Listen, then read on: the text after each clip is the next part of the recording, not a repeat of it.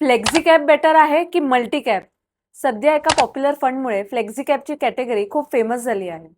म्हणून सगळे investors flexi captcha fund नक्कीच निवडतात. फ्लेक्झी कॅपच्या फंड मॅनेजरला फ्लेक्झिबिलिटी असते की तो आपले फंड्स लार्ज, मिड आणि स्मॉल कॅपमध्ये कसेही अलोकेट करू शकतो. आता जेव्हा मार्केटमध्ये व्हॉलॅटिलिटी येते किंवा पॅनिक येतं, तेव्हा हाच फंड मॅनेजर घाबरून आपलं स्टेक लार्ज कॅपमध्ये वाढवू शकतो आणि त्यामुळे मिड आणि स्मॉल कॅपचं जे अपॉर्च्युनिटी रिटर्न्स आहेत ते मिस होऊ शकतात. पण मल्टी कॅप फंड मॅनेजरला एक स्ट्रिक्ट रूल असतो की 25% लार्ज कॅप, 25% मिड कॅप आणि 25% स्मॉल कॅपमध्ये अलोकेट झालेच पाहिजे. आता गेल्या 1, 2, 3, 4, 5, 7 आणि 10 वर्षाचे ॲव्हरेज रिटर्न्स दोन्ही कॅटेगरीमध्ये इन्क्लुडिंग ऑल द स्कीम्स बघूयात.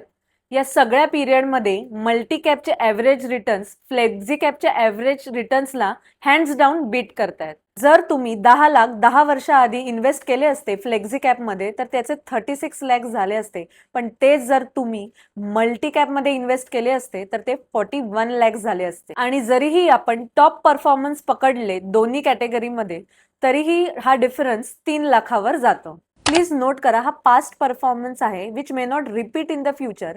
पण तुमची SIP किंवा कुठलीही लमसम अमाऊंट इन्व्हेस्ट करायच्या आधी असा हा कॅटेगरी वाईज अभ्यास जरूर करा.